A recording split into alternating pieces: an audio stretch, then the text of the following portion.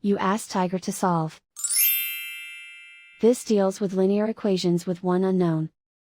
The final result is x equals 7/5. Let's solve it step by step. Group all constants on the right side of the equation. Subtract 1 from both sides. Simplify the arithmetic.